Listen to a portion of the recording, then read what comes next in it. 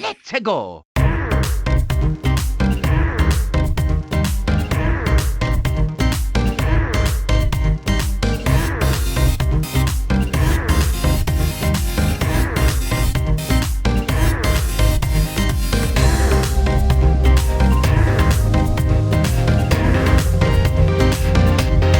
Mamma mia! Hello, good morning, afternoon, or indeed good bloody well evening to all of our fantastic listeners. This is episode 45 of our dedicated Nintendo podcast, The Switch Island. And to get things started, I want to introduce you to the full house, because we're chock-a-block. Nice little Liverpool reference there. Ben, how you doing, mate? You okay? I'm good, mate. Episode 45, nearly the big 5-0. Ooh. Scary. Oh, We're all grown up. Nearly as old as Rich looks. Rich, how you doing, mate? I'm good, thank you very much. It's good to be back. Yeah, good. How's the plants doing? Everything alive in the background?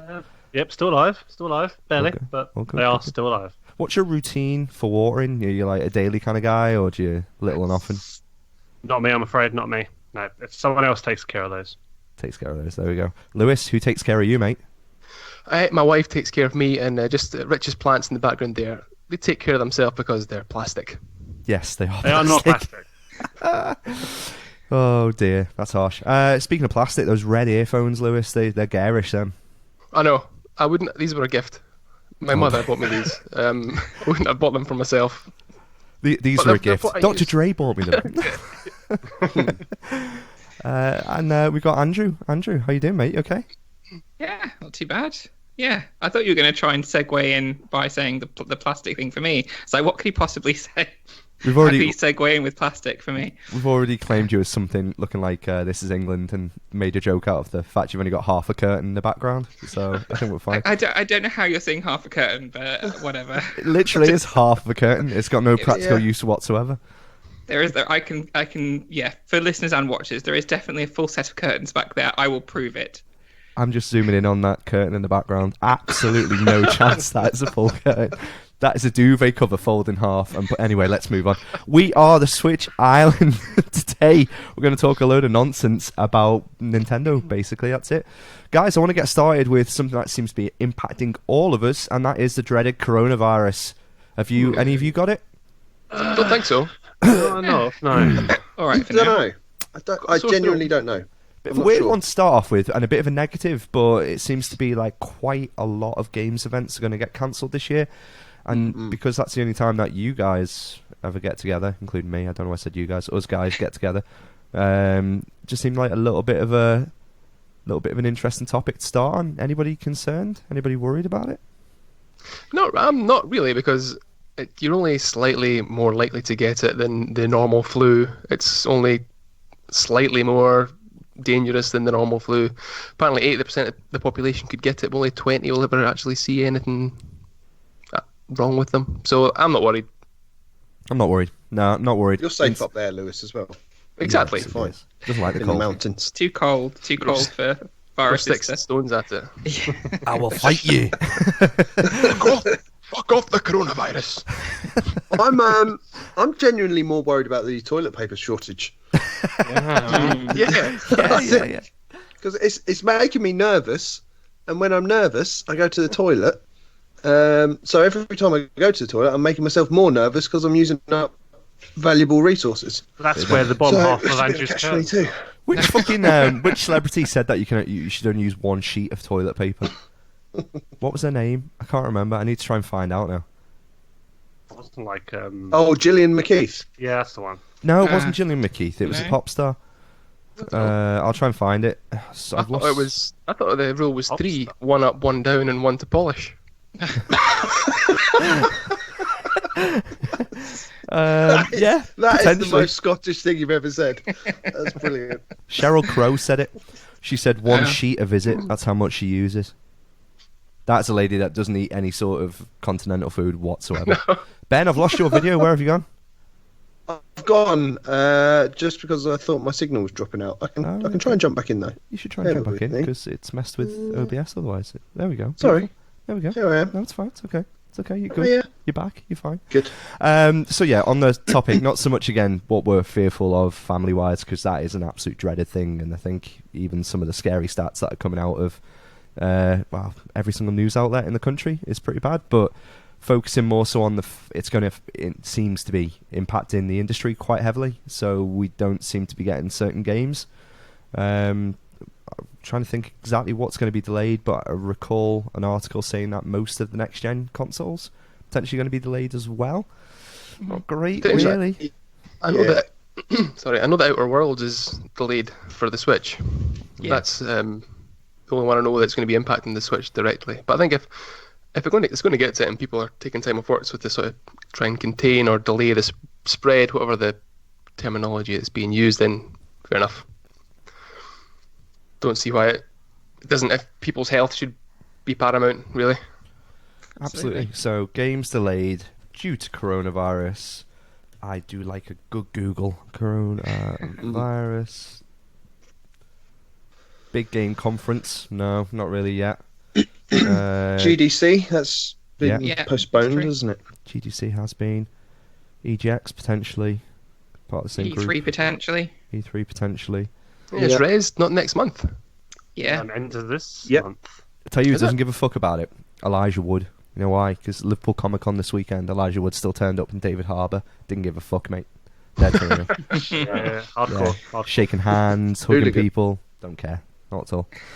I think it's like you said. You mentioned, Dan, about the next gen consoles. I can see it having more of an impact on production lines for like manufacturing stuff. So I think I don't think it will stop them coming out, but they might be in shorter supply than they would. I don't think they can afford to like not release them, but they might be in much fewer numbers than they would ordinarily be, I think.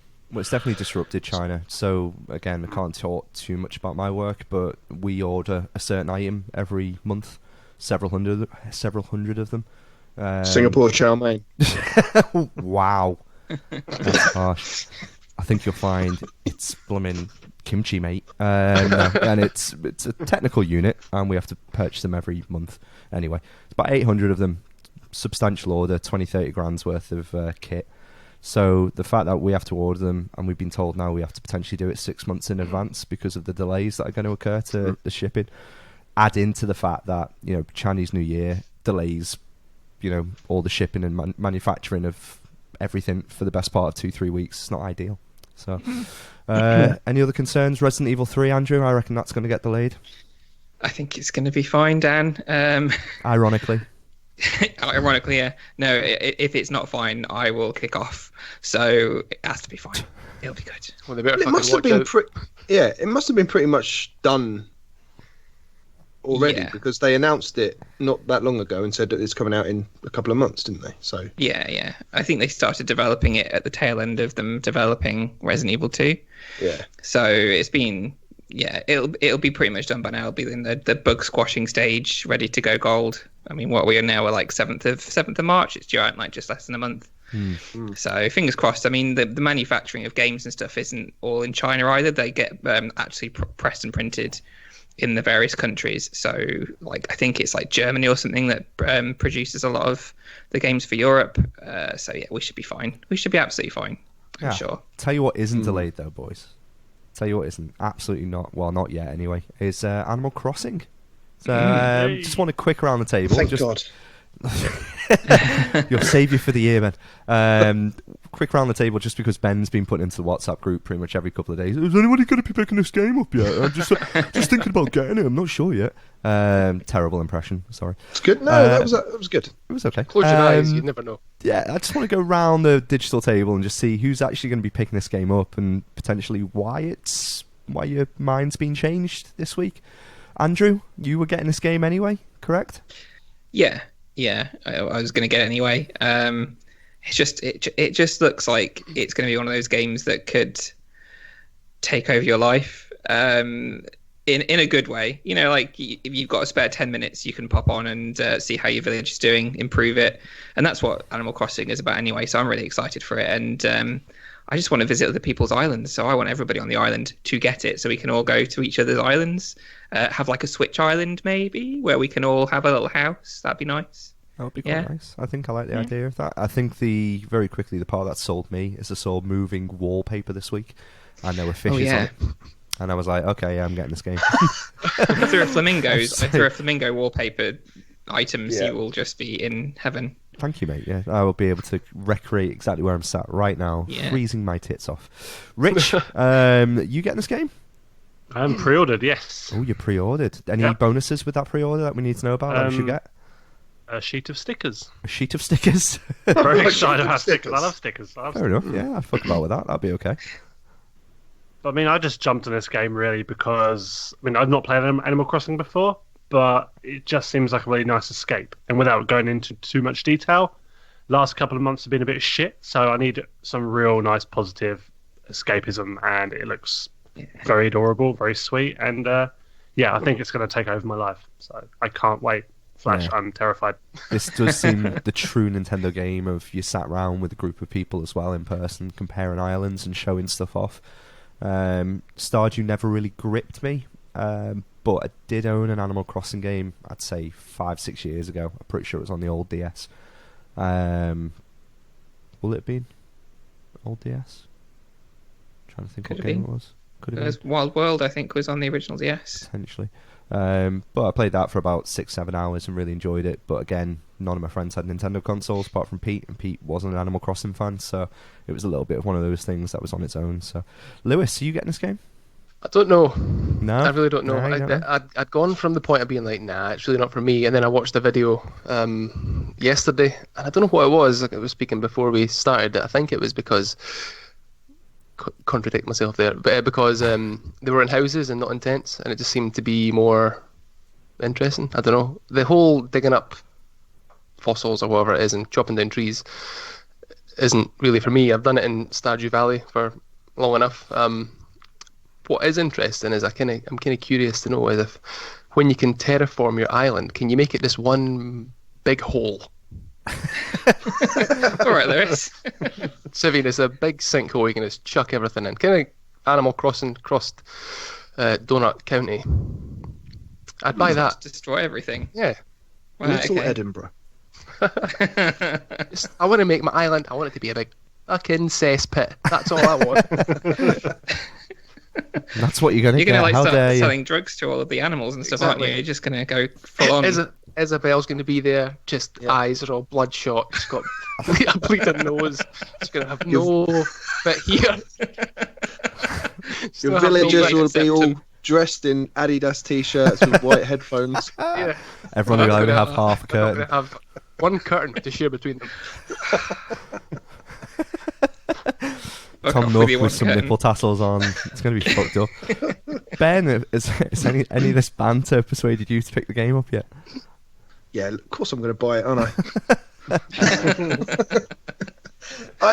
To be honest, what Rich said about it just being a nice, positive, chilled out experience is probably the thing that's that and wanting to be part of the conversation around Animal Crossing. I don't want my own cynicism to get in the way of that, something that I might end up liking.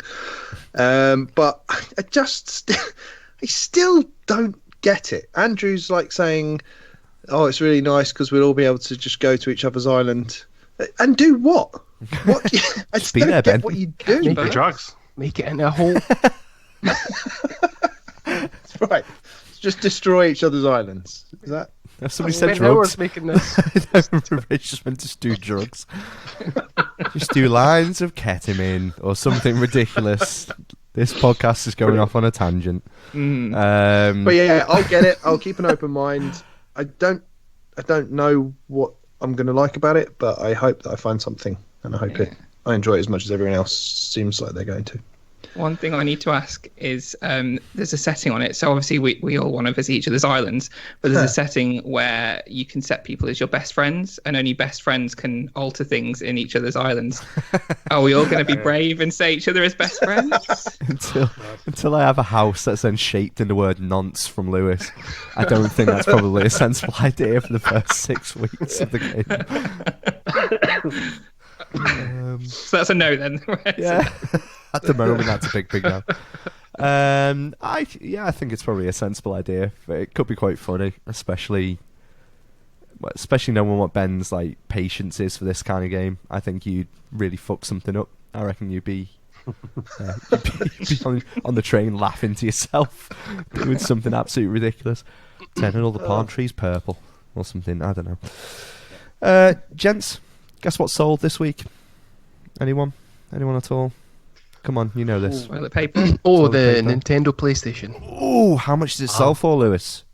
Ooh, an amount of money. 230k in Is it? pounds. Yeah, Wow. that was it. So allegedly, does anybody know the story about this guy turning down another offer prior to the 230 grand at auction? I heard that. He turned down $1 million, didn't he? Apparently, yeah, turned down £1 million because he said he thinks it could have sold for 3. Wow. And like our boy Chris Scullion wrote a little tweet, didn't he, about it? And then there's quite a few other people jumping on the bandwagon, just like taking the piss out of him. You would be devastated, wouldn't you? Absolutely gutted. And it definitely sold. It didn't have like a like a limit to say it needs to get over X amount before it sold. It seems like Reserve. It should have. Reserve, that's it, yeah. A reserve, that's the word. Yeah, it seems like he should have had one of them on. If he thought it was going to sell for less, I don't know. Possibly should have. I mean, looking at the thing, it's great that somebody out there owns it for 230 grand, but it would be quite funny if it was the person that offered £1 million. It would be rather bittersweet. Gents, so Nintendo fans, a lot of you, I think, I hope. According to Miyamoto, in a recent interview, he said Nintendo has shed its childish reputation. Discuss. Do we Really playing with a face there.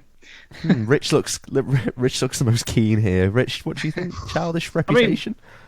They're definitely a lot more open now. I mean, it's gone are the days of when they were like censoring Mortal Kombat and stuff like that. They don't seem to give a shit now about the stuff that does appear on the format, but they are obviously still putting out the same kiddie-ish franchises. So they're still childish, but yeah, they're not as uptight as they used to be. So it's kind of half and half, really. I don't think they've really shed it.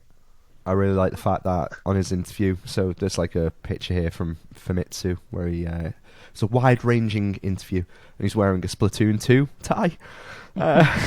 He's gone, really think we've moved away from our childish reputation. Pull my finger. I mean, Splatoon 2 alone shows that they kind of haven't, because they can't even do a shooter without it being non-gun related. It has to be, paint guns and paint rollers. It can't just be actual guns. So there's still a childish element. But I think that rather than childish, I think it's more just family friendly. It's it's inclusive of everybody rather than just being adult, I think. That's what they've done really well with the Switch, is they've kept that family-friendly output from the first-party perspective. Yeah. But they've opened the floodgates for everything else. I don't know if you saw a game that came out last week, Ski Sniper. No. It's just a little shovelware kind of game. It's like £4 or something like that. And sorry, my cat just jumped right over my shoulder and scared the shit out of me. The premise of the game is there's these skiers going, off a ski jump, and you just have to snipe them out of the air, and then it slows down, and you see the bullet piercing through their skin, and you have to check off. Okay, yeah, I got that lung, and that's on a Nintendo console amongst all these weird pervy games and things like that. It's good. It's just opened the floodgates, and I think that's probably the ideal scenario. You've got the parental controls app, so put everything on there. I say. I just like the fact when you went, you made a comment about pervy games, and you looked really awkward because you can't stared at at the same point when you went pervy games. You went, you know what games I mean? Yes, I know what games you mean. So in a wide-ranging interview with, and this is on videogameschronicle.com, in a wide-ranging interview with Japanese magazine Famitsu, the Super Mario designer said the company made a great effort to shed the unwanted perception of it and become more family-friendly during the Wii era. Miyamoto said, there was a time when Nintendo was called childish, but after continuous work on our priorities, the efforts began to show around the Wii that gave us the image of peace of mind. I don't see it as being an issue. The childish look of the games. If I wanted hyper realism, I'd go elsewhere. I think it's part of the charm. I mean, it's It's never bothered me. I live in the real world. I don't want to play a game that's based there. If you know what I mean.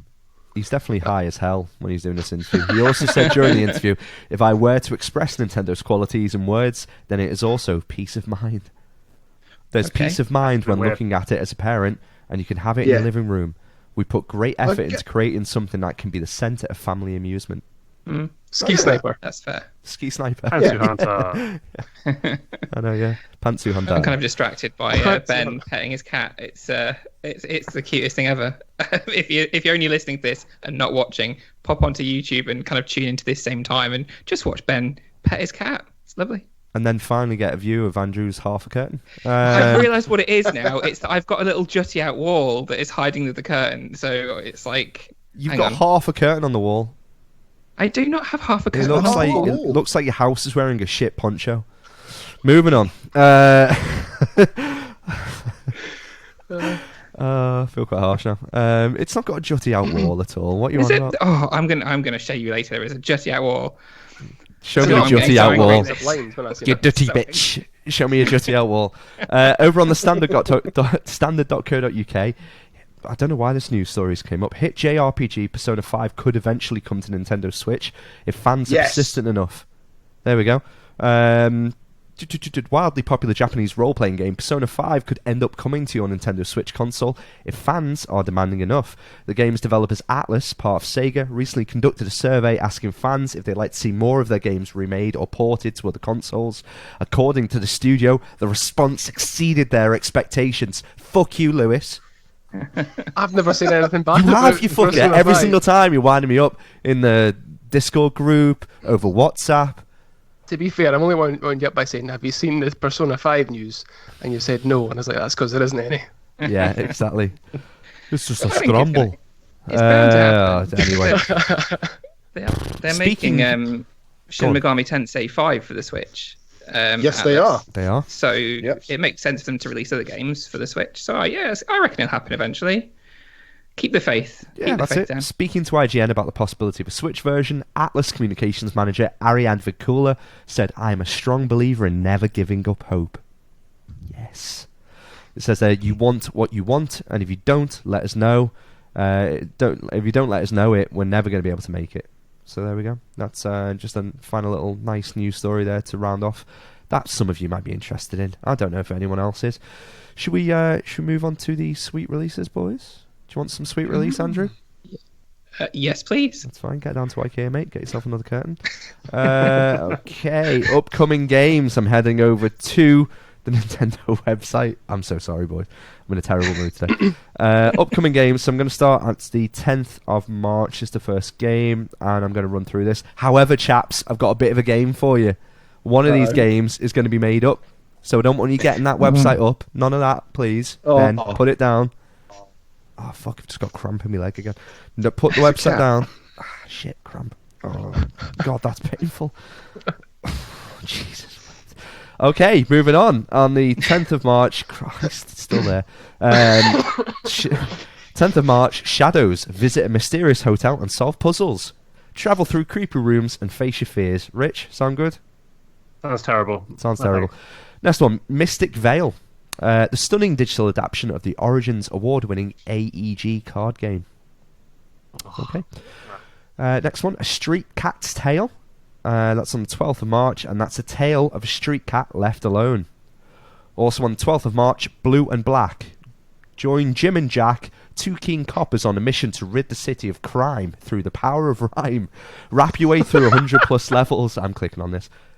Wrap your way through 100+ puzzle levels, and it says an arrest a day keeps the commissioner at bay. That's cool.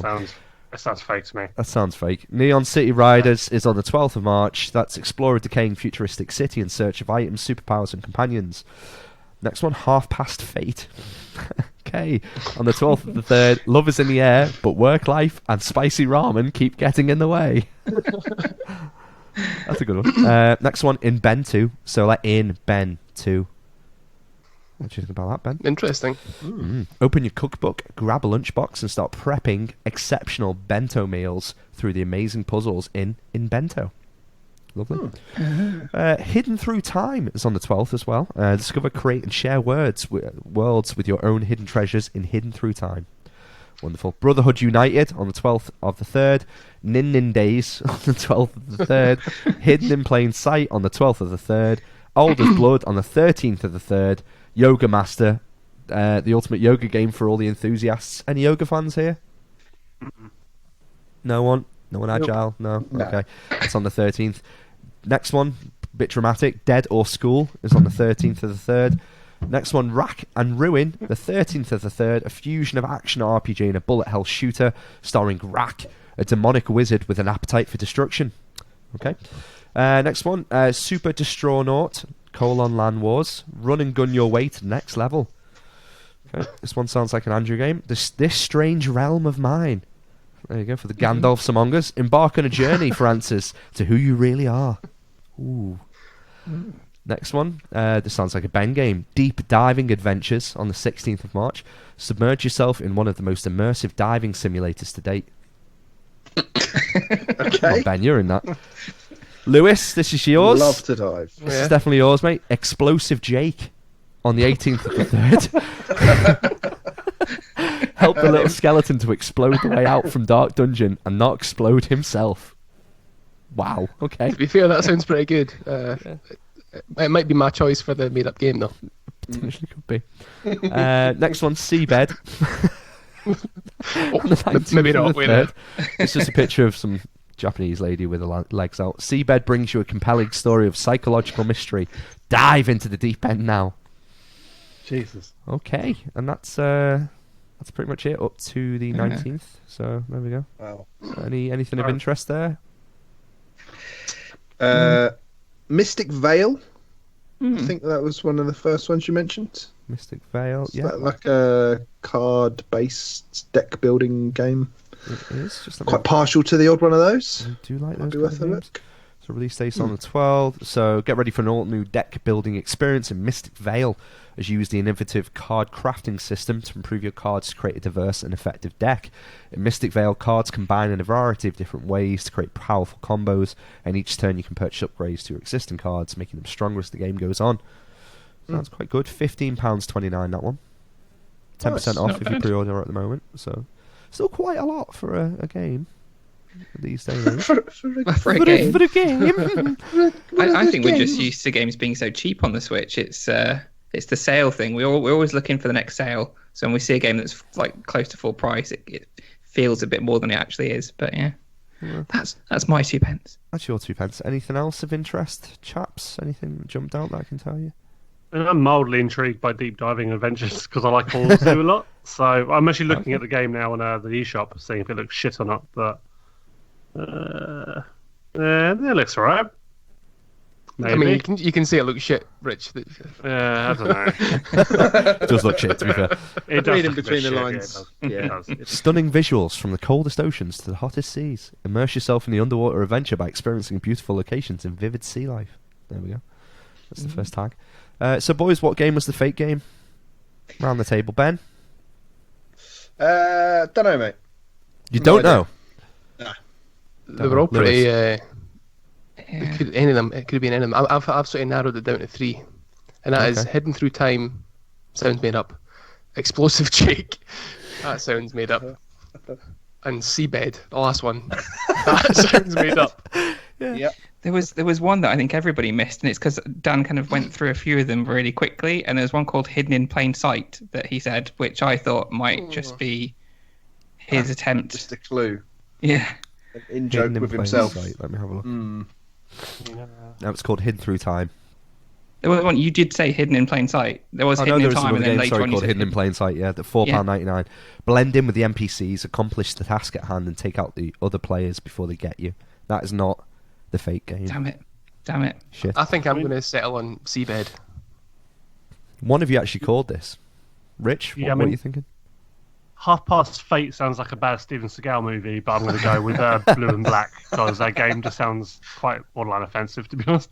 Blue and Black. Does it? Yeah. Yeah, I don't know. That does sound like something I create, and Rich was right. That is something that I've created. Blue and Black. Join Jim and Jack, two keen coppers, on a mission to rid the city of crime through the puzzle of rhyme. Wrap your way through 100 plus puzzle levels, and the rest of the day keeps the commissioner at bay. I was quite happy with that. I thought it was quite good. Why does that sound offensive? Believable. It just sounds really cringy. I don't know why. Thanks, mate. Cheers. Well, I'm buzzing that Explosive Jake is a real game because I'll be picking it up. It really is a true game as well. I'm just going to get the blurb up for it. I don't ever want to, actually. It looks a bit Cupheady on the image. It absolutely is not Cupheady when you see it in real life. Explosive Jake, classic arcade game. Not only humans afraid of dark and deep dungeons, our hero, a little skeleton with an unhealthy crave of explosions, which trying to escape from dangerous castle dungeons, help him to avoid enemies and explode the way out. That's pretty much it. So that's £3.81. A bargain at half the price. Speaking of explosions, I look at the eShop coming soon, and there's a game on there called Pooplas, which is Okay. Pooplas is a local multiplayer game where up to 4 players take control over babies, and it looks like they're all shitting different colours. Oh my word! And Yikes. yeah, I that looks crazy. Check it out though. It looks a bit like Overcooked, but with feces. Yeah. £8.9. PvP free for all pooping. Team versus team pooping. Zombie horde co-op. Play as a parent versus pooplers, and play silly football matches as a toddler. Yeah. That's Great. bit noncy. Not going to lie to you. Just look a little bit. sell well. It's like Splatoon, but with babies pooping everywhere. Yeah. Basically, that's it. Okay, well, that was sweet releases. So apart from Animal Crossing, there doesn't really seem to be anything at all coming out soon. Doom 64, that is coming out. Oh yes. But that's a bit far in the future for us to talk about at this point. Chaps, so we can now talk about something that we've all been rummaging around in the group over, and that is our top video games on the Nintendo Switch, as the little bastard recently turned 3. Merry birthday. Oh. Happy birthday, Switch. Happy birthday. Happy birthday. So just to keep this civil, and basically because I think every one of us is probably going to pick Breath of the Wild at some point, so should we maybe go around the table and pick Breath of the Wild collectively, and then talk about that for a couple of minutes, and why it's important, and why it's the best game ever made, and why. Just why. Has Rich played it? Come on. No, but have you? Come on. Like, we asked you a direct question. I own it, and I have completed it twice. Well, Oh. I've beat Gandalf twice. I didn't, having completed it, not 900 Korok seeds. So, but yeah, That's good enough. How long did it take you to beat Ganon? Because it took me a long time to not build up the courage, but know that once this game had finished, I'd be in a terrible mood.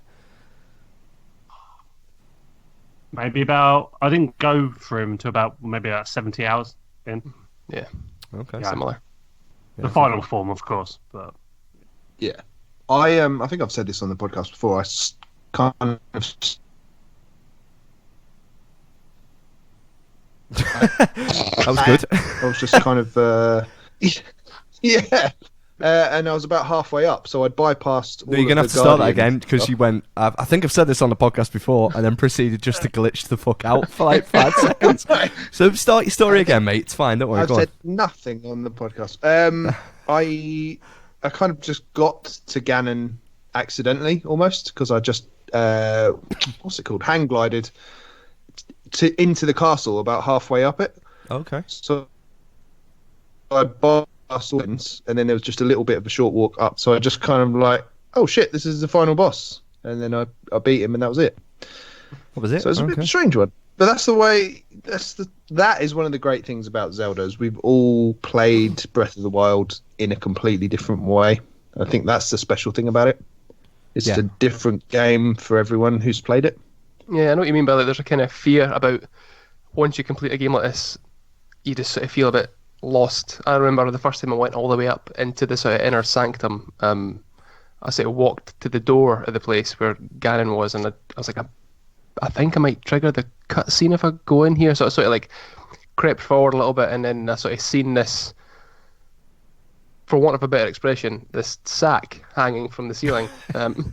Okay, still in the game. And that's it's still in the game. Still in the game. And when I seen it, I was like, right, I don't want to go in yet. So I moved away from the sack and went back into Hyrule Field. I don't want to go in yet. I moved away from the sack. I don't know where to go from there. I think your comment there of Ben of we've played this game in infinitely different ways is evident there with the fact that I don't remember a sack dangling from the ceiling during the game. He's in a I don't think he's played it. Have you played this game? What are we talking about? What game? Splatoon 2. But yeah, I think my journey on like the Divine Beasts, I went and beat. Is it Thunderblight Ganon? Thunderbite? I can't remember which one it is. Thunderblight. I went and beat him first, so I think beat the hardest boss first before any other part of the game. Really, really killed me off, and I just thought, because again, playing Zelda in the past, this is normal. It's a really difficult game. I'm gonna have to really get through it. After that point, it was more of a adventure and a journey than an actual challenge. So I would love more of this game. I know we've got Breath of the Wild 2 coming. I don't know whether or not Nintendo could do anything to damage the original by bringing out a sequel. Don't know if anyone thinks that way. No, I think they could. I think they would improve it by adding in, songs like how they did in prior games like Hyrule Field or whatever, or Kakariko Village. I mean, there is music there, but it's sparse, and that's deliberate because of the sort of landscape that you experience when you're going through it. But fully populated towns, areas, I think they can only sort of improve on what they've got. It's not. It's never going to have the same impact, though, is it, as the original? No, Because that first time playing it on a brand new console, and you get to the edge of the Great Plateau, and the world just opens up in front of you. That moment is it's probably just etched in all of our memories. There's no way they're going to recapture that. But as Lewis said, what they can do is improve on some of the bits that maybe weren't so great, like the maybe having some dungeons, getting rid of the motion controlled sections that they had, those little puzzles, things like that. But yeah, I mean, a perfect game, and I think it's probably fair to say it's in probably our top game. Oh yeah, It's absolutely. mine. All of us individually. So just with Breath of the Wild 2 coming, would it cheapen it if it's the same map? Yeah, I think it would. Yeah. What about a populated map? Because now that people are not scared to come out and the Guardians are kind of fucked off, would you reckon that would be a little bit better? So again, fully fleshed out towns, a bit more of a different Zelda than we've had in the past. Yeah, I maybe. think that would be pretty cool. But in the trailer, does Fable-like. Hyrule Castle not look like it's like Taken off. taken off? True. Yeah, very, very true. So, Yeah. do we think we're going to play a Zelda? No. No, I don't. No. I think we will. It'd be great. I hope so. Yeah, I hope think we so. will. I don't know why I think Link gets caught up in something in that trailer. And I think that's probably where Zelda's then going to be the heroine for this game. So, I think I like that. Any more comments on Breath of the Wild before we start going around the digital table? Other than it being amazing. Can't really say anything that hasn't been said, I don't think. The horses in that game can fuck off, though. They were really annoying. And so can the... are they Linux? Is that... Oh, I've seen it. Line up. A bitch. I just ran as soon as they came out. Nah. I genuinely thought those... In fact, they are probably the hardest creatures in the game, aren't they? Yeah, Comfortable. definitely. Okay, so Ben, I want to know what your second top game over the last 3 years is, please. I'm pretty sure I know what it is, but let's just go through it anyway. Well, yes, it is what you think it is. 2 Point It's Hospital. It's okay. Fire Emblem Three Houses, without a shadow of a doubt. Yeah. Why? It's why? Just the gameplay loop. I just think it just, for me, it was a brand new experience, which was kind of... Zelda wasn't a brand new experience in that I knew Zelda inside out. although it was a very different approach to a Zelda game. Whereas Fire Emblem is the sort of game that I grew up absolutely just ignoring, and I've never paid any attention to the franchise whatsoever. And to actually get into it and think, okay, well, this is and it didn't grab me straight away. The whole walking around the monastery thing, I thought was a bit crap. But when the battles start, and then you realise everything you do in the monastery then bleeds into the battles, and it just, that loop that just goes round and round, and it's so addictive and so satisfying that I love it.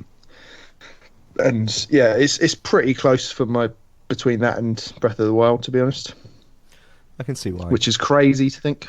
Yeah, I was listening to the Express you guys recorded the other day, and Lewis, you feel quite similar about this game?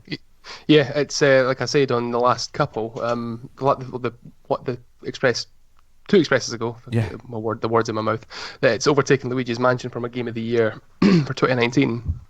And it is pushing Breath of the Wild close. However, it doesn't come at number 2 for me. I think you can guess what mine would be, but we'll come to that later. I'm really.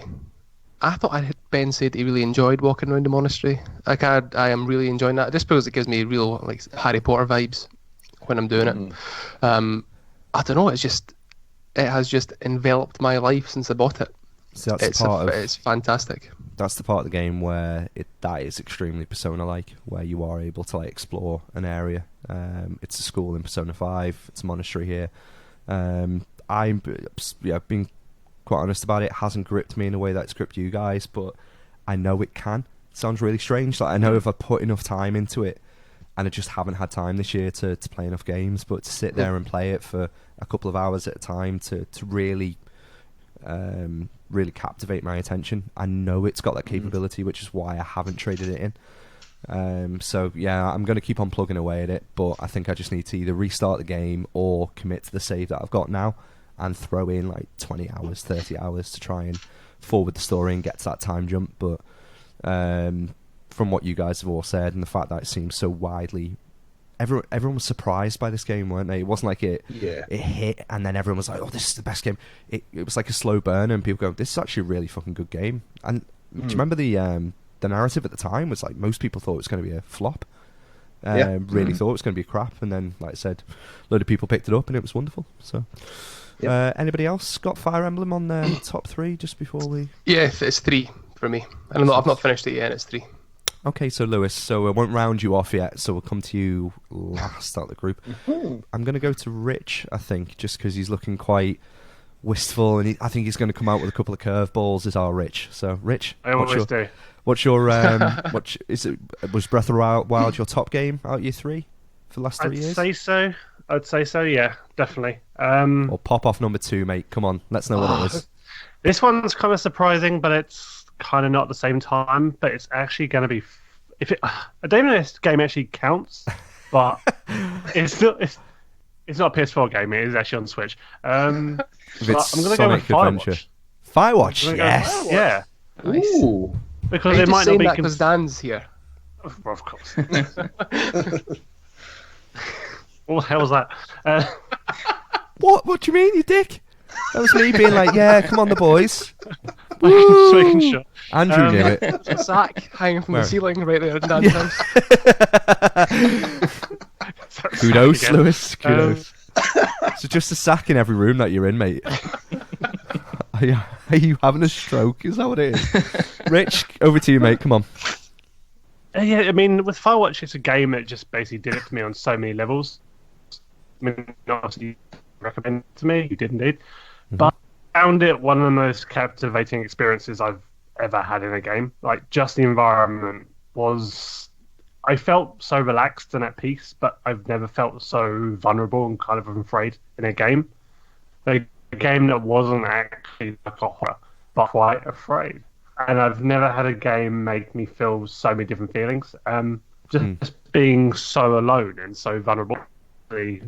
Finally have that other voice, voiced by Sissy Jones, and was it Delilah, wasn't it her name? Yes. It was, yeah. It just... it's just a game that I've just never felt so much atmosphere And it just blew me away. I mean, I was playing it mostly on my journeys to and from work, and it just felt like, I don't know.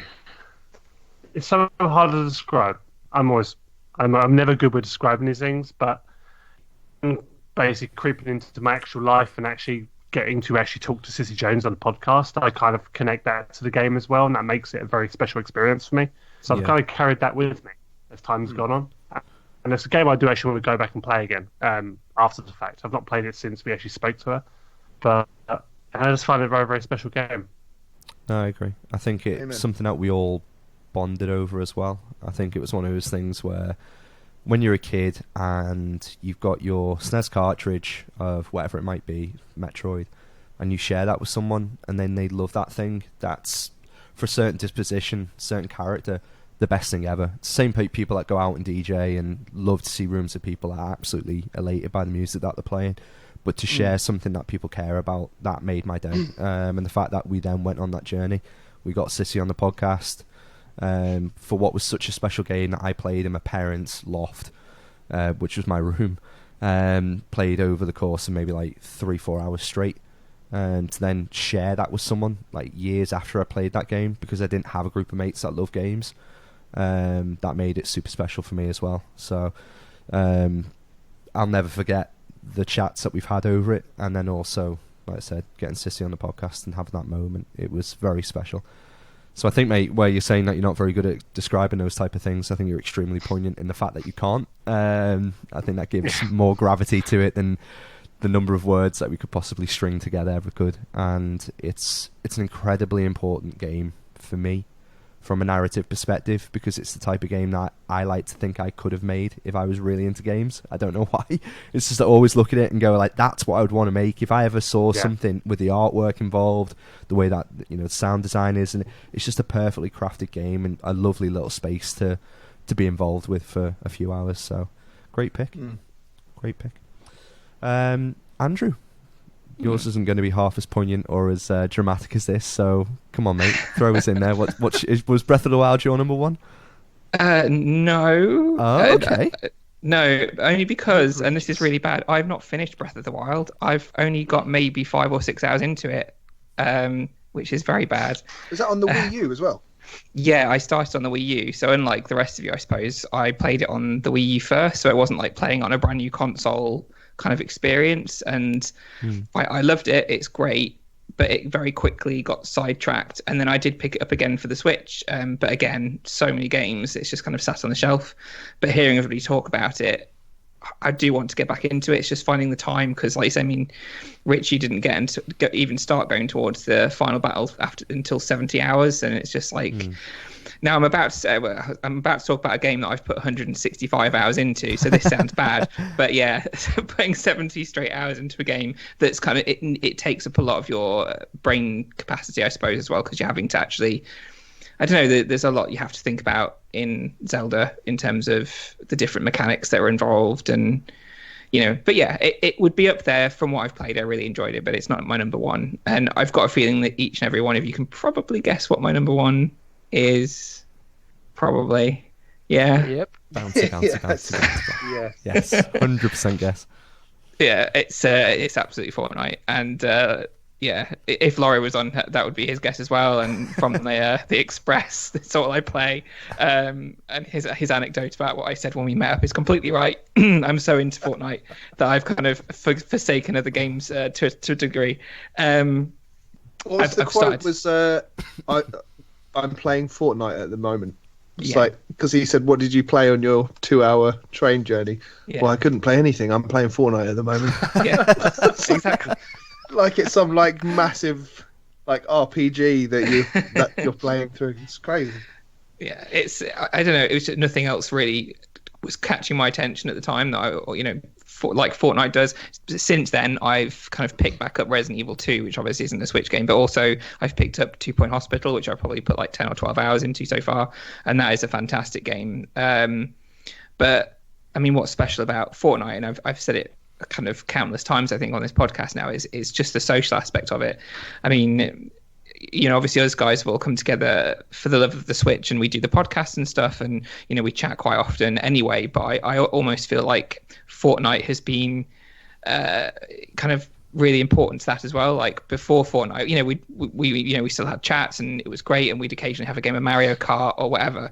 But then Fortnite came along, and we were kind of like excited to go into a game and spend a couple of hours playing something together and figuring out the best way to do things and kind of figuring out tactics, but at the same time chatting. There's been times where me and Dan will just jump in for a couple of games and have a good old natter while we're playing Fortnite. And it's something nice that you can do together. It's a game that you can play together while you're socializing. It's almost like it's the digital alternative. It's the digital equivalent of going to a bar with your mates. Yeah. Weirdly, it feels like that to me. You're going out, you're having a good time, and you're having a chat and stuff. And usually alcohol is involved when we play Fortnite as well. So that's what it feels like to me. And I love that about it. And that's why I've put well over 165 hours into it. There's just something very special about it in that regard. And I probably do need to wean myself off it to a degree, maybe, and play other games. So I don't think hopefully, so. Do what makes you happy, mate. That's all you've got to do. That's true. That's what it's about. I think it's like I've never been involved in a game like this before, other than FIFA. And the reason I was into FIFA, there was a group of us that used to play on like the team mode where you could all play a player, and there'd be like 7 of us, and it was exactly the same type of thing. We were just sat there chatting, and there was no competition, there was no real drama to any of it. It was just sat around the pub table, having a couple of beers with your mates and playing a computer game. So the Fortnite thing, absolutely get. What I love the idea of as well is that more games coming out in that vein that we all jump into and find that kind of click. I'm really enjoying Fortnite. It's a good little update that it's got at the moment, and I can see why that would be number 2 or number 1 for you, I should say. Yeah. So we know that Lewis has only got one more pick left. So Ben, I want to hear your pick number 3. Well, what about yours? Oh shit, yeah, I've got a pick again. I can't pick Persona 5. You're not getting away that easily. No, I'm not on it. I'm going to go with Splatoon 2 for number 2, I think. I would pick Fortnite, but Andrew's just put it far more eloquently than I could, so I'm going to skip out of that one. But in terms of playing that Switch with Pete for the first time and bonding over that game, we got wicked hammered playing Splatoon 2 in a handful of times, just when it was blazing sunshine outside, and we set up 2 TVs in my living room. We used to have the coffee table there before Jesse was born, and it was just full of beer cans, and we were just sat there playing this blooming stupid game all day, making music with the little controller things, and it was just surreal. And Pete figuring out how to purchase weapon upgrades through the app, even though Pete is the ultimate mobile-ophobe. He's got this app on his phone that he can somehow figure out where to buy these guns from. And I was just like, we need to get these guns now. We need to get pink ones. And it was just absolutely stupid. He was like, if you go to the Squid, you can order a thing and it gives you a boost and a power up. I was like, fucking hell, you twat. Anyway, it was just a really fun game. And over that same point of where we're saying, Andrew, like a group that bonded over Fortnite and had that glue together, I think Splatoon 2 was Pete and I rekindling a really good friendship, but we both moved back to Liverpool at the same time as well from West Yorkshire, and then we were spending weekends together. We were taking days off when he was midway through his work, so we were taking days off. It was incredible, and just getting hammered and playing Splatoon, so it's fun. Super good. Nice. So it's a good game. I'd like to spend more time with that. I'd like us to have a crack at playing it all together if we can. Yeah, it's a really good game to play together, I think, if we all owned it. Lewis. It's part of an illustrious list. It's on a list of things I need to rebuy, including toilet paper. So Ben, third game, mate. What's it going to be, I've actually had a last minute change of heart. I was going to go Dragon Quest 11, because it's a brilliant JRPG and I'm just on a massive RPG kick at the moment, and it's lovely. He's played 2 and he thinks he's an expert. You know what I mean? all knower of JRPGs. I am the current JRPG correspondent. You are.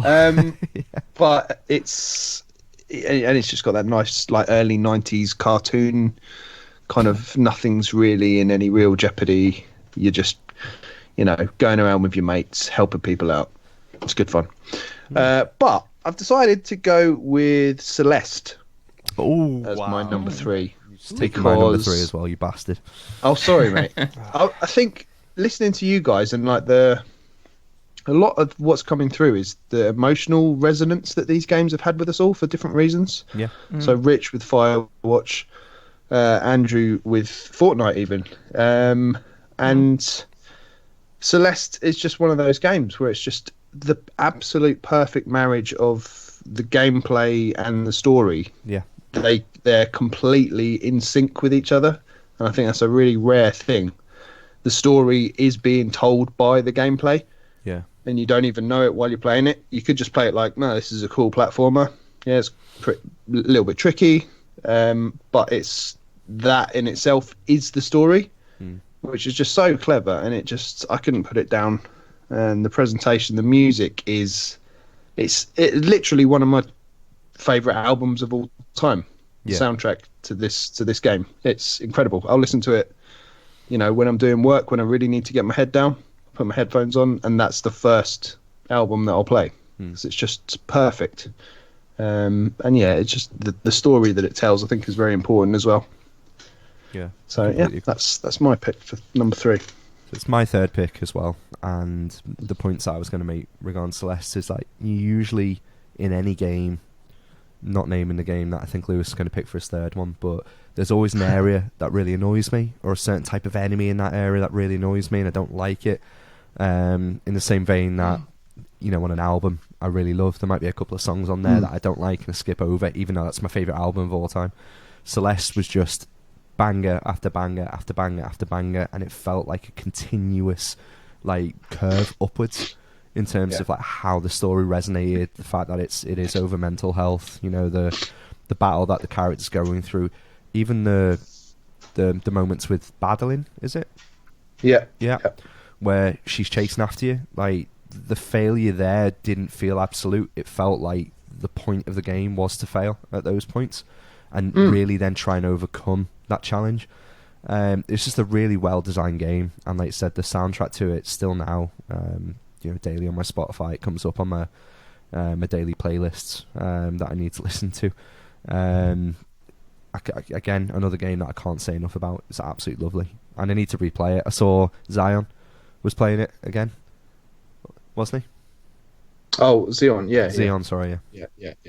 I always say Zion, can't help it. But yeah, again, need to replay, need to go back, need to play the DLC. Have you played the DLC, Ben? The DLC is rock hard. Is it really? Excuse me, rock hard. Yep. I've seen some screens of it online and lava and people dodging into things, and yeah, it looked absolutely impossible. But it's one of those games again that I liken to playing in bands when I was younger. I used to get really bad anxiety about playing gigs, but then as soon as I put the guitar on, I'd know how to play it. Celeste is one of those games where you go, there's no fucking way I'd be able to complete that level at all. And then as soon as you get back into that groove and start playing it again, you can do it. So it's really rewarding. So satisfying, isn't it? Yeah. You're in a section and then you'll die 5-10 times and go, this is literally impossible. Yeah. But there must be a way to do it. And just trying again, it's such a gratifying experience. But I think I played about 5 minutes of the B-sides. Yeah. And then just went, actually, no, that's fine. I don't need to play anymore. Because it was, again, it just captured this moment in time where I was just playing that game. That's all I was thinking about. It's like albums when you were younger, that you could think back and think where you were when that song comes on the radio. It transports you back to that moment in time. And Celeste was exactly the same. It was very much that captured that specific moment. And I'm not even sure I'll ever go back to it. Okay. Really, as much as I loved it, I just think that was then, and it was amazing, and I don't need to play it again. Sounds silly. Which is a strange thing to say. Yeah, I can see that. I still think about the love story in it, and whether or not it even was a love story. I think it was really well crafted, and then you can follow the character on Instagram. Because he was always taking photos and selfies, wasn't he, in the game? Yeah. So yeah, you can follow it, and the whole story plays out over Instagram on his account. It's really sincere, but I'll always think about that story and go, was it a love story, or was it just two friends? Did it have to be anything? But the audacity in that game when you decided to go for one of the strawberries was absolutely hilarious. You know, you just see it and you go, I can get that strawberry. I can get that. And then you go for it, fail like 40 times over, and you're like, fuck that strawberry. I'm not getting that thing. Yeah. Lovely game, lovely pick. So who have we got left? Ricardo? What are we thinking? What are we thinking? Third game, mate? This one was difficult because I've had the few games kind of floating around. I was thinking like Mario Odyssey because it was like my first game on Switch, and that's always quite special to me. And that is a magical little game. That's a lovely game. But I'm going to go for a real lazy pick, and I am actually going to say Stardew Valley. I have to. Because, a game, honestly, from the very beginning, I never thought it was going to be my bag. I thought I was going to play it for maybe a couple of hours and just be like this whole farming / kind of management thing. It's just not going to be for me. But so many hours have been put into that game, and it's one of those experiences that when I wasn't playing it, I was thinking about it, and that's always the sign of a game that really just digs its claws into you. I was thinking about the people I left behind, what was going on in the actual town, and also it kind of really rooted itself in our house as well because my wife started playing it, and she's probably over 200 hours in that game now, and she's not a gamer at all, and to the point now she's got a Switch Lite and she's playing it, and I find it quite special just in that regard. The music in it I adore. I listen to that probably every other day on Spotify. It's just a really well-rounded package, and again, it's not a game I've gone back and really played since, but I just find it incredibly memorable.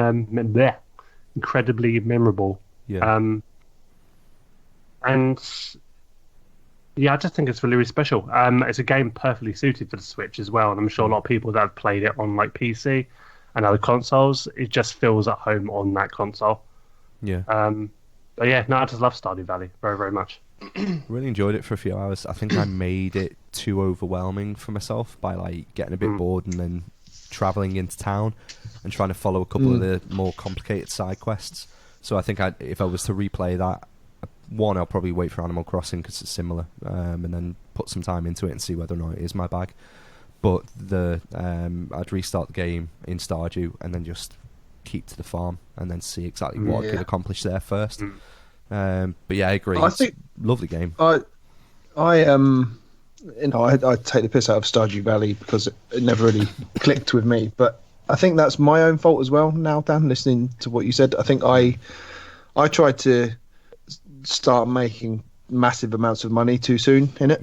I think that was the issue, and so I was like, right, I need to get some sprinklers. I'm not going to stand here watering these bastard crops every day. And then I put the sprinklers in the wrong place, so they'd only water like half of the crops at a time. And then I was like, fuck this game, that's annoying. I'll get a gardener. Fuck you. Yeah, exactly. Can I pay someone to do this? Oh no, I've got no money. But yeah, I can totally see that. And this is the sort of game I want to love desperately. Yeah. Because I love the idea of just chilling out and just doing something wholesome for a few hours is, lovely. But maybe Animal Crossing one day. Maybe soon. I think it is a really good primer for me with Animal Crossing though, because what I'm excited about with that game is it is Stardew, but it doesn't have that same kind of structure. There's not any kind of enemies like you found in the mines. And I just get to kind of just let loose and chill out. So that's got me excited about Animal Crossing a lot. That's one of the things I didn't always get on with Stardew because it was so relaxing the rest of the time. I didn't like the whole time structure and just having to be somewhere. And so, but still a great game. We all know that the enemy in Animal Crossing is their dreadful addiction they have to crack. And debt. Lewis, what's your third pick, mate? What are you going for? Yeah, so I had a little chuckle there when Ben mentioned how songs can sort of transport you back and you sort of remember where you were when you first, or where you were when you sort of heard them. Off topic, but like I remember, not that I hear that song now at all, but Who Let the Dogs Out by the Baha by the Baha Men. Baha Men, sorry, they've grown into men. Reminds me of Clocktown from Majora's Mask. Okay. Okay. Right. I distinctly remember walking past Tingle as he was floating in his balloon and then just it being like, "Who let the dogs out?" Great Was impression. he floating in a balloon or was it a sack hanging off the ceiling? This was definitely a balloon. Definitely a balloon. You know those little things you used to be able to do when you were a kid, and you can still do now, where you'd like push your eyes in and then you'd look up and you see like dots everywhere. Lewis just sees sacks. He's like, "Fucking hell, sacks on the walls, lad." What was I going to say? Yeah, the entire One by One album by the Foo Fighters always transports me back to playing Final Fantasy IX in my nan's kitchen on her old CRT, which was like on a shit kind of pull-out tray thing on the wall. Just playing through the whole game with like CD player just on repeat on certain songs. So it's nice memory.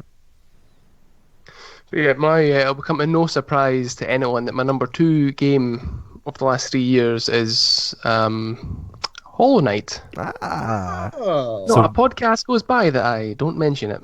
Number 1 was Breath of the Wild, Breath of the Wild. then Hollow Knight. Number 3 was Fire Emblem. Fire Emblem. Bloody There we hell, Fire Emblem.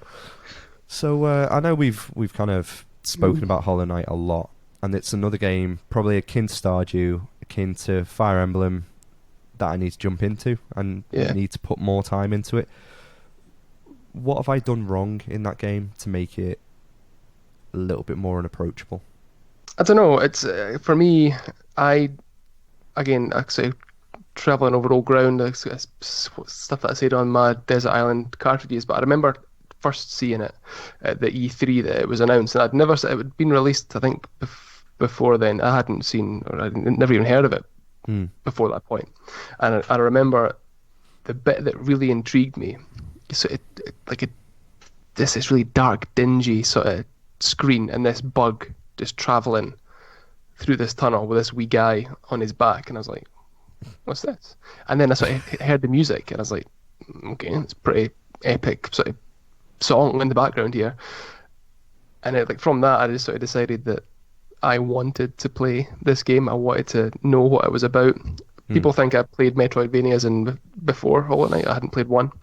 I'd never played a Metroidvania before Hollow Knight, so it was my entry to the genre. And it really gave me, I don't know, it's difficult. It didn't have an emotional impact on me like what some of the other games like Firewatch, for example, had on you, Rich. But it gave me a feeling that I hadn't felt for 20 years since Ocarina of Time. It's this weird sort of weight in the sort of pit of my stomach, just like right under your sort of I know. diaphragm. You know, just this weird sort of feeling that you can almost feel like it rising up into your throat or something like that. And I was like, I'm experiencing something here. This is something I haven't seen before. And from that, and I'd not seen it, didn't frustrate me. I was stuck at bits trying to rush in on a fight Hornet, who's the main character in Silk Song. You fight her twice. The second fight I just could not cope with. I just did not know what I was doing wrong. Same sort of story as when you do things, you just rush in, you get to a certain point, you die, you're like, for fuck's sake, and you just feel like an urge to get back to the point that you were at. And in that you rush and you're just like, okay then, fuck this, I just need time away. Even through all that, and it still dragged me kicking and screaming back in. The story in it isn't obvious. You don't really know what's going on. It's sort of drip fed, and like I said, the Desert Island cartridges, it's the only game so far that I've ever played in my entire life that has made me go and investigate it online. So like by watching videos on YouTube or going on to like the Hollow Knight wiki page or wiki site or whatever you want to call it, which has got so much information, and even from looking at that sort of Wikipedia page, introduced me to parts of the game. Like I might have seen a screenshot. So after I completed it for the first time, I was like, oh, okay, I'm not going to be as tight up about seeing spoilers online. So that's when I started looking at stuff like on websites. I was like, I've not seen that screen, and I'd go and deliberately try and find it. And again, it's the only game that's really ever done that to me. I can't quite explain why I like it so much, because it is balls hard at times and frustrating, and you don't know what's going on, you don't know where to go, but for some reason just really resonated with me. There's an opening sequence in Jurassic Park on the SNES. Has anyone ever played that game? Yeah. So yeah. Weird game. You go from top down to like almost FPS. Yeah. Yeah. Really strange, and the FPS sections were, you're around kind of like the kitchenette areas where the velociraptors are and whatever. But there's like a top-down part, and within the first like minute, 2 minutes, you can wander into an area where a T-Rex just appears and eats you. And it did something to me, like that game where it was like twitchy bum. It was more like you said, it was like a stone in the bottom of my stomach, where I knew something could happen in that game that. Like Nemesis could just appear in Resident Evil 3. Yeah. Just the unknown could happen, and I hated it and loved it at the same time. I must have played the opening 10 minutes of that game 100, 200 times, especially with other people, to show them like, look how fucking strange this game is. Like, it's really weird. So yeah, I get the point of what Hollow Knight does, and I think it leans so hard into that unease. The fact it does drip your story. It's some old Mega Drive games, like even like Abe's Odyssey and stuff like that, where you don't have a clue when you're a kid what you're actually playing, because you might be playing, like I was playing my uncle's game console, so I didn't really have a clue of what should happen. I didn't have anything online. The internet wasn't a bigger thing back then. Like trying to find guides was impossible. So again, playing like Abe's Odyssey, having no fucking idea what's going on, but just knowing this is really, really strange. Playing the old version of Dune on PC, and again being in the same position again of like no idea what this is, but I know I've got to try and go to some different places, figure it out. I kind of said the same thing about Link's Awakening. Again, that was a game I had no idea what was meant to happen, didn't have a group of mates that played this game before, and it gave me that weird vibe on unease. So yeah, I get what it gave you, or gives you. And it is an emotional thing though. Like you said, it's not emotional, Lewis, but your connection with this game is an emotional thing, because it's that what you're talking about. It sounds like anxiety. Sounds like you kind of not that you enjoy anxiety, but it's like you're connecting with the game in the pit of your stomach. It's like, right, what's going to happen next? Okay, this is hard, but I can do this, and it's similar to what we have with Celeste. Absolutely. See, I don't know if it is that. Maybe I'm not. Fuck that. you then. Maybe I've not explained it properly. It's 10:30 at night and you're arguing. Jesus, boys, sort yourselves out. I don't know. It's just a really strange. Like, I remember sort of trudging my way through like a small corridor or whatever it was, and just this dank, dingy sort of space, and I just gave me a feeling. I don't know if it was anxiety or not. There we go, Lewis. Connect There we with go. that. A feeling. You fancy the game, don't you, Lewis? You fuck. You love it. I want to stuff that little bug. Nope. Oh. That's a horny bug. Okay, so Hollow Knight, so that's on the list. Andrew, Yeah. final pick, mate. It's difficult. Like Rich, I kind of struggle to pick, because Mario Odyssey is a fantastic game. Is it? Pokemon. I enjoy it. I think it's a very good game. I think it was a really, really good game. I think it lacked something, and I can't think what. It's a solid 8.5, isn't it? It is. It is. It's a great experience. It's a collection of. I compare it to like a VR game, where it's a great collection of experiences and levels, but it didn't feel to connect too well. And I thought the overarching story was just boring. I know it's like atypical Mario story, but I was like, you could probably do better when something like Breath of the Wild had just come out. Anyway, sorry. Yeah. It's lovely. No, it is, yeah. And then more recent games like Pokemon Sword Shield have been very good, and they're good Pokemon games. I know you've enjoyed that, Dan, too. Complete it, mate. And even stuff that's, I kind of thought about this because I've played a fair bit of it, and as an achievement on the Switch, it's brilliant, which is Grid Autosport. Getting a racing game like that to work on the Switch, and putting the time and effort in to kind of put in GameCube controls that you could have the analog triggers instead of the digital ones, and it's a bloody great racing game as well. But I guess, and this is going to sound bad because it's an extremely new game, but it's kind of up there already for me, and that's 2 Point Hospital. It's that good.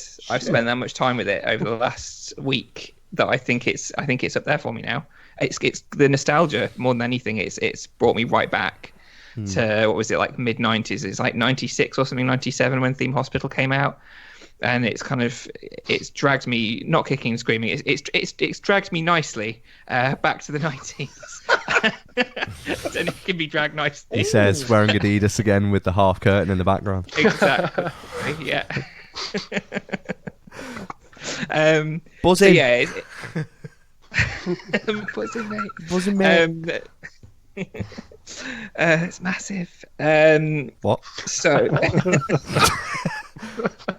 Careful where you hold that microphone. Yeah. Carry on, Andrew. Yes. So anyway, Compose yourself, Andrew. Come on. It's a fantastic game. It's everything that Theme Hospital was, and it's more. I don't know. I can't put it down. When I pick it up, I end up spending like 4 or 5 hours on it. So it's an addictive game. It has the ability to kind of invoke that nostalgia, and it's also just a really interesting simulation game. It's having the different aspects of the hospital to manage, the doctors, the rooms, the money side of it, all sorts of stuff. And yeah, it's just up there for me already. I can tell I'm going to put a lot more time into it. And I can't remember who said it. I think it was possibly Ben who said that there's not really anybody who's got a bad word to say about it.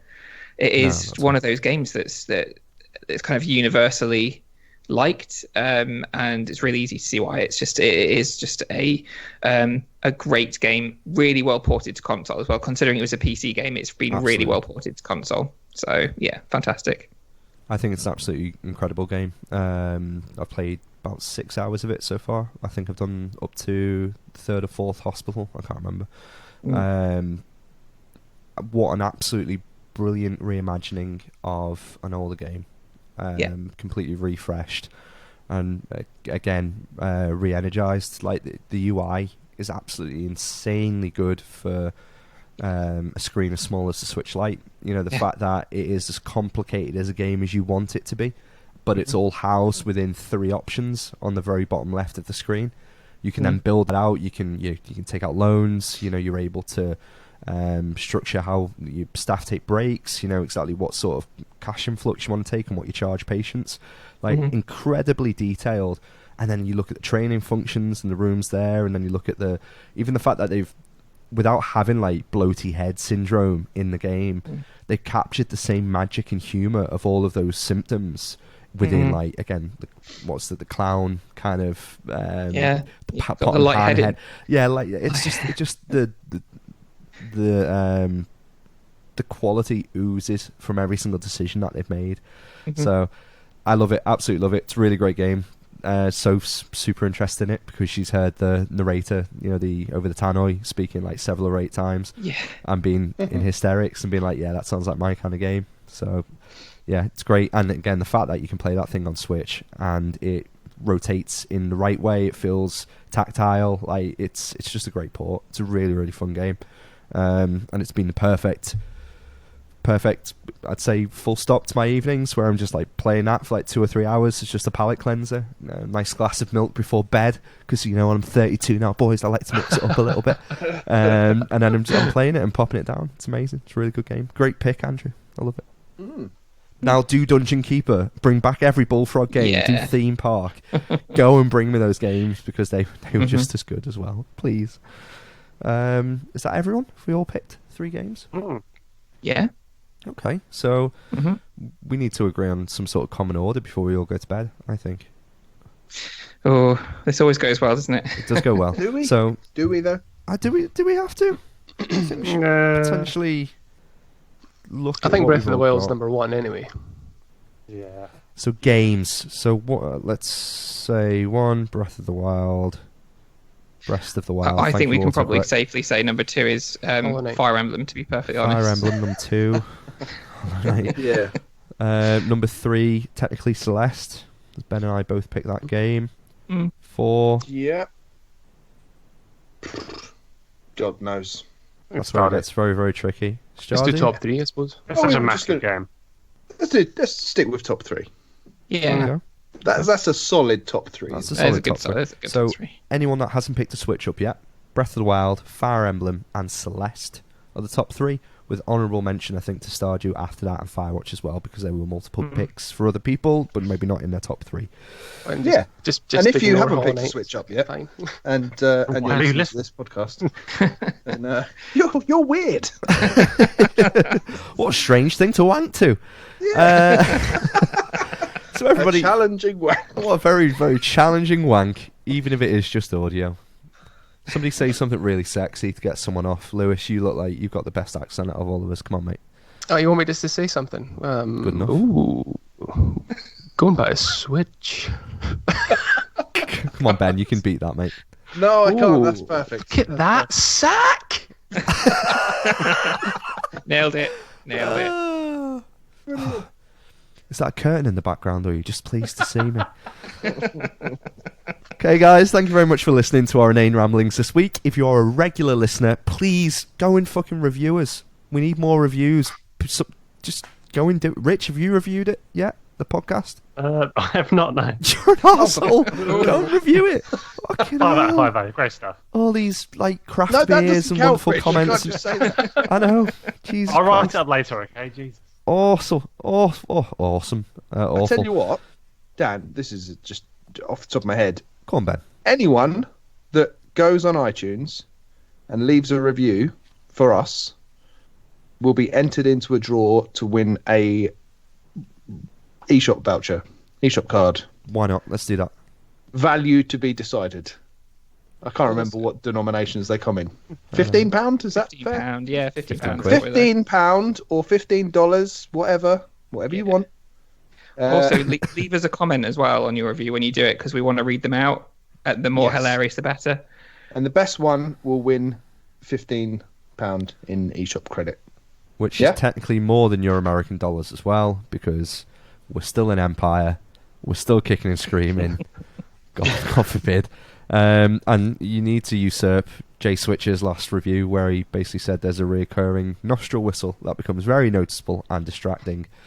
So somebody needs to get on there and replace that review. Rich, I'm looking at you, mate, please. So I'm happy for Talk about you the to pick out curtains another or- physical. I'm on it. Yeah, pick Holes out or anything. sacks, anything. Yeah, they keep on talking about sacks on the walls. Okay, so thank you very much for listening to us. You can find our links over on our Twitter page, which is at The Switch Island. You can go to the website, which is theswitchisland.com.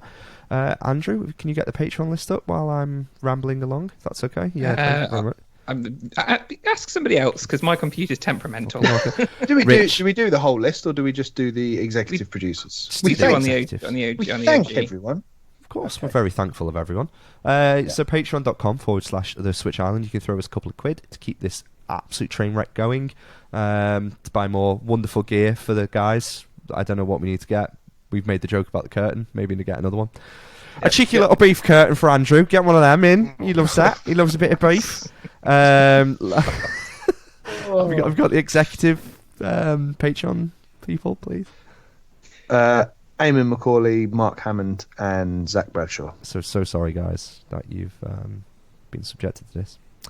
Absolutely terrible. We need to put, is it Mark into the WhatsApp group? Yeah, I'm surprised we've not already. Why have we not done that? Whose job was that? Yours? Shit, yeah. Yeah, it is Dan's job, but it's also Andrew's job to tell us what to do. It is Andrew's job. I'm sure I did tell you, and I You've just got really fed up with dropped, telling you you. dropped the ball on the nagging there, Andrew. I know. I wanted to be the fun one for a change. You just stopped Crazy nagging. Uncle Andrew. Just let everyone know my book's still selling. If you want to get your final copies in, come on, guys. Whoring yourself out, forgetting to keep up the island. The island's turned into a shit tip. It's like 2 Point I know. Hospital. There's I dead know. people I'll be back everywhere. on it. I swear, I'm back on it now. Absolutely god awful. So Ben, thank you for joining us this week. Where can we find you on Twitter, my friend? You can find me at Benji Kong. Wonderful. Lewis, where can we find you? At that Dr. Fact. It's a fantastic haircut, by the way. Very, very. Thank you. Thank you very handsome. much. Very It was handsome. well overdue. It was well overdue. Rich, you didn't look too pressed about his haircut there. Where can we find you on Twitter? Rich's haircuts Funny. he's just jealous. His I have a haircuts haircut are. as well, but I haven't got a fade, unfortunately. So, I mean, they're short numbered. You've not got many left. yeah, I do 2, not 3, so I'm brave. Yeah, you can find me at Dreamcast Barber. Yeah, hell yeah. And we can find you on which podcast? Which load of shit? What's it called? At Dreamcast Years. I thought it was Slim Fast Fears. Andrew, where can we find you over on Twitter? You can find me at Odd34. You can also find me at Dreamcast Years with Rich when he remembers what it is. I want to do that now. Slim Fast Fears. I had a whole tub and I shit myself. So we are the Switch Island. We've been talking into your ear holes, and thank you very much for enjoying ourselves. Chaps, it's been wonderful. Have a good evening. Bye. Let's go play Bye. Fortnite. Night, guys. Let's go.